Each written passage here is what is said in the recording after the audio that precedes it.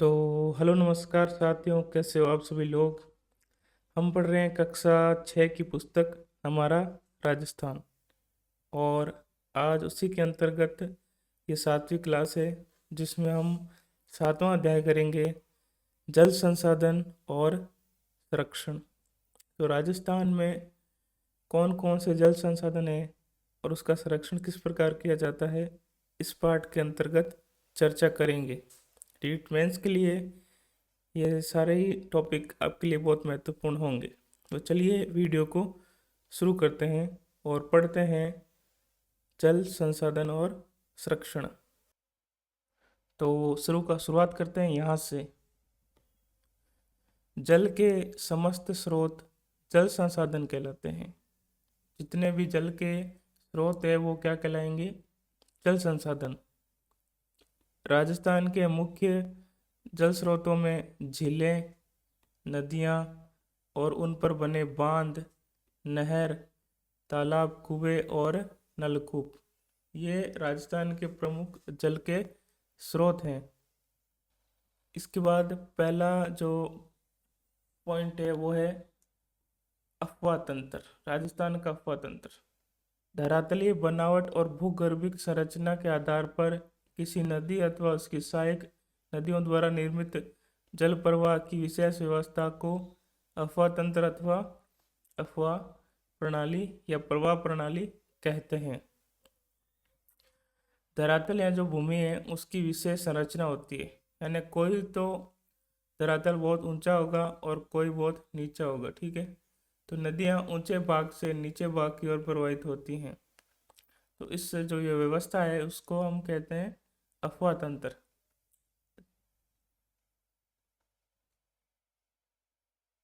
दो अफवाह क्षेत्र के बीच उच्च भूमि जो वर्षा जल को विभिन्न दिशाओं में विभक्त कर प्रवाहित करती है उसको हम कहते हैं जल विभाजक रेखा। जैसे राजस्थान के अंदर अरावली पर्वतमाला है। अरावली के पश्चिम की नदियाँ पश्चिम की ओर बहती हैं और अरावली के पूर्व साइड की नदियाँ पूर्व की ओर बहती है, क्योंकि अरावली पर्वतमाला बहुत ऊंची संरचना है, जिससे नदियाँ जो है दो भागों में दो दिशाओं में बढ़ जाती है। जैसे राजस्थान में अरावली पर्वतमाला। अब है राजस्थान का अफवाह तंत्र। राजस्थान के अफवाह तंत्र को 3 भाग में बांटा जाता है। कौन कौन से अफवाह तंत्र में? एक तो बंगाल की खाड़ी का अफवाह तंत्र, एक अरब सागर का अफवाह तंत्र और तीसरा है आंतरिक अफवाह तंत्र। पहला बंगाल की खाड़ी का देखिए। अरावली पर्वत से पूर्वी भाग में बहने वाली बनास नदी, काली सिंध नदी, पार्वती नदी, चंबल नदी, ये इतनी सारी नदियां जो है बंगाल की खाड़ी की अफवाह तंत्र में बहती है।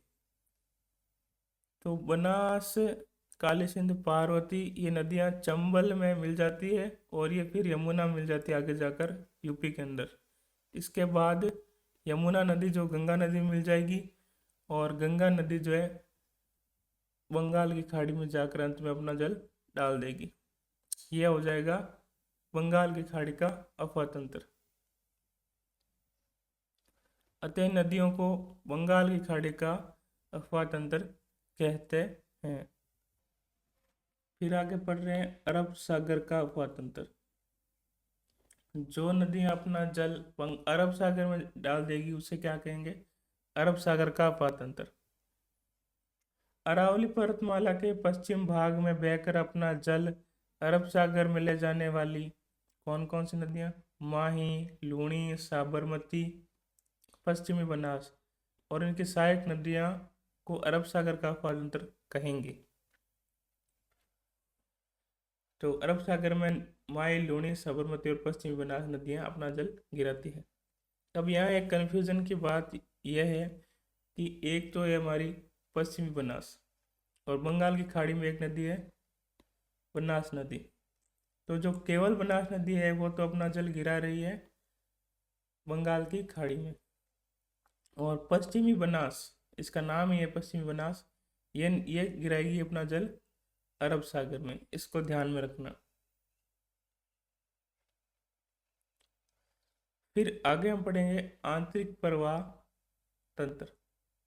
ऐसी नदी जो किसी समुद्र तक ना पहुंचकर स्थल भाग में ही विलुप्त हो जाए या किसी झील में मिल जाए उसे आंतरिक अथवा भूमिगत अपवाह तंत्र वाली नदी कहते हैं। यानी जो नदियाँ किसी भी समुद्र में न मिलेगी, केवल और केवल स्थल भाग में विलीन हो जाए या फिर किसी एक झील में मिल जाए, उन्हें हम क्या कहेंगे? आंतरिक प्रवाह की नदी। राजस्थान में बहने वाली घग्गर नदी, बाणगंगा नदी, कांतली, साबी और रूपारेल नदी और मेढा नदी ये आंतरिक प्रवाह का उदाहरण है। अब इनमें भी एक नदी है साबी नदी। ठीक है, इस साबी नदी भी, साबी जो है वो आंतरिक प्रवाह की है। ठीक है, आगे हम एक नदी और देखेंगे, सागी नदी। ठीक है, तो इसका चर्चा हम आगे करेंगे कि कौन सी नदी जो है आंतरिक की है और कौन सी आंतरिक की नहीं है। अब राजस्थान की प्रमुख नदियां देख लीजिए आप। पहली है चंबल नदी। इस नदी का उद्गम मध्य प्रदेश के विंध्याचल पर्वत से होता है। ये राजस्थान की सबसे लंबी और एकमात्र वर्ष भर बहने वाली नदी है। राजस्थान में यह नदी चित्तौड़गढ़ जिले में भैंसरोडगढ़ से प्रवेश करती है। तो चंबल नदी राजस्थान में कहाँ से प्रवेश करती है? भैंसरोडगढ़ चित्तौड़ से। कोटा, बूंदी, सवाई माधोपुर, करौली और धौलपुर जिलों में बहने के बाद उत्तर प्रदेश में यमुना नदी मिल जाती है। और ये यमुना नदी में कब मिलती है? उत्तर प्रदेश के अंदर मिलती है, धौलपुर जिले के बहने के बाद। इसकी प्रमुख सहायक नदियाँ बनास नदी, बेड़च नदी, कोठारी नदी और काली सिंध नदी और पार्वती नदी। इतनी सारी नदियाँ इसकी कौन सी है? सहायक नदियाँ। राजस्थान का औद्योगिक नगर कोटा इस नदी के किनारे स्थित है। आपसे पूछ ले राजस्थान का औद्योगिक नगर कोटा किस नदी के किनारे स्थित है, तो हमारा आंसर हो जाएगा चंबल नदी।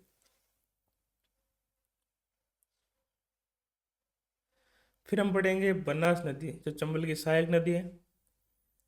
बनास नदी राजसमंद जिले के खमनोर की पहाड़ियों से जन्म लेती है। बनास का उद्गम हो जाएगा राजसमंद जिला, खमनोर की पहाड़ियाँ। ये राजसमंद, चित्तौड़गढ़, भीलवाड़ा और टोंक जिलों में बहकर सवाई माधोपुर में रामेश्वर के निकट चंबल में मिल जाती है। तो ये राजसमंद, चित्तौड़गढ़, भीलवाड़ा, टोंक आदि जिलों में बहती है और अंत में सवाई माधोपुर एक जिला है, उसके अंदर एक स्थान है रामेश्वर, वहां पर किस नदी मिल जाती है? चंबल में। और ये चंबल की सहायक नदी है। ये मौसमी नदी है। चंबल नदी तो 12 मासी नदी है, यानी पूरे वर्ष भर ये बहती है, लेकिन बनास नदी केवल वर्षा के काल में ही बहती है। पूर्णतः राजस्थान में बहने वाली ये सबसे लंबी नदी है। अब दो सवाल यहाँ से बनेंगे कि पूर्णतः राजस्थान में बहने वाली सबसे लंबी नदी कौन सी है? बनास नदी। राजस्थान की सबसे लंबी नदी कौन सी है? चंबल नदी। और पूर्णतः राजस्थान में बहने वाली सबसे लंबी नदी हो जाएगी बनास नदी। इन दोनों प्रश्नों का ध्यान रखना। इसकी लंबाई 480 किलोमीटर है। बनास नदी की टोटल लंबाई कितनी हो जाएंगी? 480 किलोमीटर। टोंक, सवाई माधोपुर बनास नदी के किनारे पर स्थित है। टोंक और सवाई माधोपुर किस नदी के किनारे? बनास नदी के किनारे। बनास की प्रमुख सहायक नदियां मैनाल, कोठारी, बेड़च और खारी नदियां हैं। तो इतनी सारी नदियां इसकी सहायक नदियां हो जाएंगी। इसके बाद पढ़ रहे हैं लूनी नदी, जो अजमेर के गोविंदगढ़ के निकट से दो धाराओं के रूप में निकलती है। एक धारा का नाम है सरस्वती और एक धारा का नाम है सागरमती। इन दो धाराओं को मिलने के बाद इस नदी का उद्गम होता है। अजमेर, नागौर, पाली, जोधपुर, बाड़मेर, जालौर जिले में बहने के बाद ये नदी कच्छ की खाड़ी में मिल जाती है। तो अरब सागर, गुजरात के पास अरब सागर को दो नामों से जाना जाता है। एक तो हो जाएगा आपके कच्छ की खाड़ी और एक हो जाएगा खंबात की खाड़ी। तो लूनी नदी जो है कच्छ की खाड़ी में मिल जाती है। बाड़मेर जिले के बालोतरा तक इस नदी का जल मीठा होता है और इसके बाद खारा हो जाता है। तो अब आपको पता होगा बालोतरा को जिला बना दिया गया है। तो प्रश्न ऐसा बनेगा कि लूनी नदी का जल किस स्थान के बाद जो है खारा हो जाता है। तो बालोतरा जिले तक तो ये मीठी रहेगी और उसके बाद खारी हो जाएगी। इसकी सहायक नदियों में जोजड़ी, बांडी, जवई, मीठड़ी, खारी, सूकड़ी, सागी और गोहिया। तो कौन कौन सी इसकी सहायक नदियाँ हैं? जोजड़ी नदी, बांडी नदी, जवई नदी, मीठड़ी नदी, खारी नदी, सूकड़ी, सागी और गोहिया। अब आप यहाँ देखिए, एक नदी है खारी नदी और ऊपर हमने पढ़ा था एक नदी बनास नदी। तो बनास नदी की भी एक सहायक नदी है खारी नदी और लूनी की भी एक सहायक नदी है खारी नदी। ये दोनों नदियाँ अलग अलग हैं और खारी नदी बनास की भी होगी और लूनी की भी होगी। दोनों नदियाँ अलग अलग हैं, ठीक है। यहाँ पर भी आप खास ध्यान रखेंगे दोनों के ऊपर, ठीक है। एक नदी है सागी नदी। सागी नदी लूनी की सहायक है और ऊपर हमने एक पढ़ी थी आंतरिक नदियों में साबी नदी। साबी तो हो जाएगी आंतरिक प्रवाह की और लूनी की सहायक है सागी नदी जो हो जाएगी अरब सागर के प्रवाह की नदी। तो ये दो चीज़ें आपको बड़े अच्छे से ध्यान रखनी है। आगे हम पढ़ रहे हैं माही नदी। तो माही नदी जो है आपके मध्य प्रदेश के विंध्याचल पर्वत से निकलती है और राजस्थान के अंदर ये आपके बांसवाड़ा, प्रतापगढ़ और डूंगरपुर में बहती है और अंत में जाकर ये खंबात की खाड़ी मिल जाती है। तो लूनी तो गिर रही थी कच्छ की खाड़ी में ऊपर की साइड और माही नदी नीचे के साइड खंबात की खाड़ी में गिर जाती है। इसकी प्रमुख सहायक नदियाँ सोम और जाखम नदी है। आप जहाँ जानते हैं कि सोम, माही और जाखम नदियाँ जो है डूंगरपुर में मिलती हैं और बेणेश्वर धाम पर ये मिलती हैं। बड़ी प्रसिद्ध नदी है। आगे आप देखिए बाण गंगा नदी। इस नदी का उद्गम जयपुर जिले में अरावली की बैराट पहाड़ी से होता है। तो बाण गंगा नदी का उद्गम बैराट की पहाड़ी जयपुर से हो जाएगा। इस नदी का पानी भरतपुर में घना पक्षी विहार राष्ट्रीय उद्यान में नम भूमि यानी दलदली भूमि का निर्माण करता है। बाणगंगा नदी को अर्जुन की गंगा भी कहा जाता है। तो प्रश्न बनेगा अर्जुन की गंगा किस नदी को कहा जाता है? बाणगंगा नदी को। फिर अगली नदी है घग्गर नदी। बाणगंगा नदी आंतरिक प्रवाह की नदियाँ है, खास तौर से ध्यान रखना। और आगे है घग्गर नदी। ये अंत्य प्रवाही नदी का उद्गम, ये भी घग्गर नदी भी अंत्य प्रवाह की नदी है। कैसे, आगे हम देखेंगे। इसका उद्गम हिमाचल प्रदेश में, किस स्थान पर? हिमाचल प्रदेश में हिमालय पर्वत की एक पर्वत श्रेणी है, शिवालिक श्रेणी, उस से इसका उद्गम होता है। उत्तरी राजस्थान में ये नदी और प्रवेश कहाँ से करती है? राजस्थान के अंदर हनुमानगढ़ से प्रवेश करती है और गंगानगर में भूमिगत हो जाती है। अब देखिए गंगानगर में विलीन हो ही जाती है तो एक कौन सी हो जाएगी? आंतरिक प्रवाह की। और कभी कभी जो अगर इसमें ज़्यादा पानी इकट्ठा हो जाए वर्षा के कारण तो ये पाकिस्तान में फोर्ट अब्बास तक भी जाती है। इस नदी को प्राचीन सरस्वती नदी का अवशेष माना जाता है या फिर इसकी सहायक नदी माना जाता है। तो आपसे पूछ ले प्राचीन सरस्वती नदी का अवशेष किस नदी को कहा जाता है? घग्गर नदी को।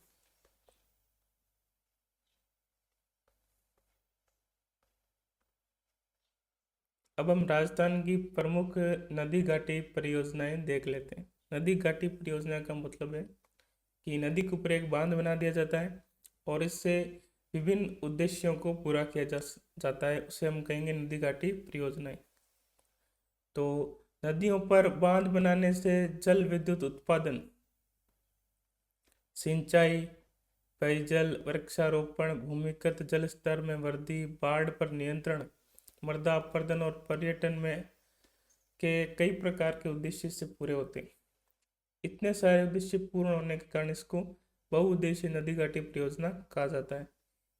इन्हीं कारणों से इन बहुउद्देशीय परियोजना कहा जाता है और भारत के प्रधानमंत्री पंडित जवाहरलाल नेहरू ने इन नदी घाटी परियोजनाओं के महत्व को देखते हुए इन्हें आधुनिक भारत के मंदिर कहा है। तो प्रश्न बनेगा कि बहुउद्देशीय नदी घाटी परियोजनाओं को आधुनिक भारत के मंदिर किसने कहा? तो हमारा उत्तर होगा जवाहरलाल नेहरू। राजस्थान में चंबल परियोजना, माही परियोजना, बिसलपुर परियोजना, सरदार सरोवर परियोजनाएं ये प्रमुख नदी घाटी परियोजनाएं हैं। पहली परियोजना है चंबल परियोजना। ये परियोजना राजस्थान और मध्य प्रदेश की संयुक्त परियोजना है। ठीक है, राजस्थान और मध्य प्रदेश का इस परियोजना में 50-50% का हिस्सा है, यानी बराबर की हिस्सेदारी है। चंबल नदी पर टोटल 4 बांध बनाए गए हैं। पहला बांध इसमें गांधी सागर बांध जो मध्य प्रदेश के मंदसौर जिले में बनाया गया है। राजस्थान में चित्तौड़गढ़ जिले के अंदर राणा प्रताप सागर बांध बनाया गया है और कोटा में 2 बांध बनाए गए हैं, एक तो है जवाहर सागर और एक कोटा बैराज, यानी टोटल 4 बांध इस पर बने हुए हैं। इस परियोजना में दोनों राज्य को जल विद्युत और सिंचाई की सुविधा मिलती है, यानी कि चंबल परियोजना से जल विद्युत यानी विद्युत भी उत्पादन भी होता है और सिंचाई की सुविधा भी मिलती है। ये फोटो में राणा प्रताप सागर बांध की एक फोटो है और इस साइड आपके माई बजाज सागर बांध की जो फोटो है, ठीक है, वो हम नीचे देख लेंगे अभी। आगे माही बजाज सागर परियोजना, बांसवाड़ा में माही नदी पर यह परियोजना स्थित है, यानी माही बजाज सागर जो बांध बना हुआ है वो बांसवाड़ा के अंदर बना हुआ है। यह राजस्थान और गुजरात राज्य की सम्मिलित परियोजना है। इससे दोनों राज्यों में सिंचाई, जल विद्युत और पेयजल की सुविधा उपलब्ध हो रही है। अब इसमें हिस्सेदारी देखनी है आपको कि राजस्थान को 45% और गुजरात को 55% ये मिलता है जल का, यानी जल विभाजन जो है 45% राजस्थान को और 55% गुजरात को मिलता है। लेकिन खास बात यह है कि जितनी भी बिजली यहाँ से बनती है उसका 100% राजस्थान को मिलता है।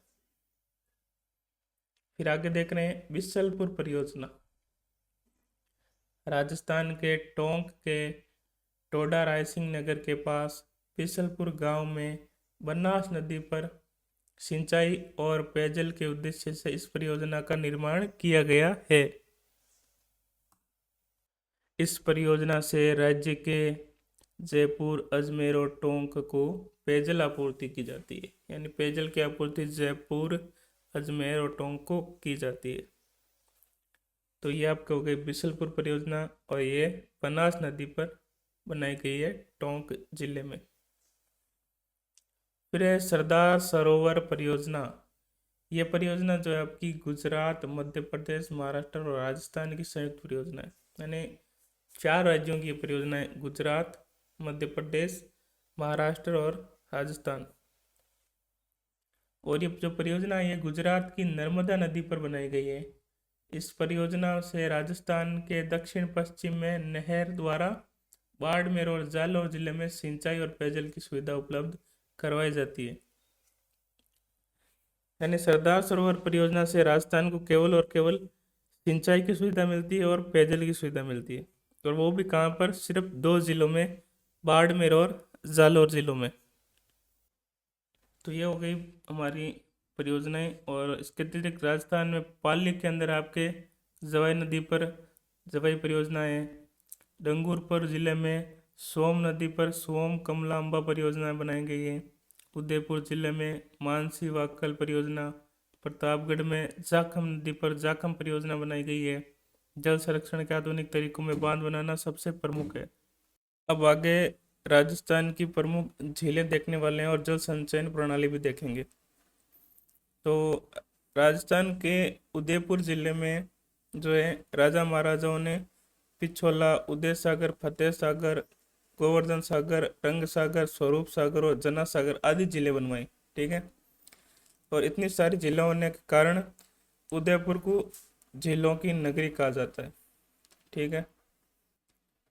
जयसमंद झील, इसका निर्माण मेवाड़ के महाराणा जय सिंह ने करवाया सन 1687 से 1691 तक, और गोमती नदी के पानी को रोककर करवाया गया है जयसमंद झील। तो सवाल बनेगा, जयसमंद झील का निर्माण किस नदी के पानी को रोककर किया गया? गोमती नदी के पानी को रोककर। यह विश्व की मीठे पानी की सबसे बड़ी मानव निर्मित झील मानी जाती है।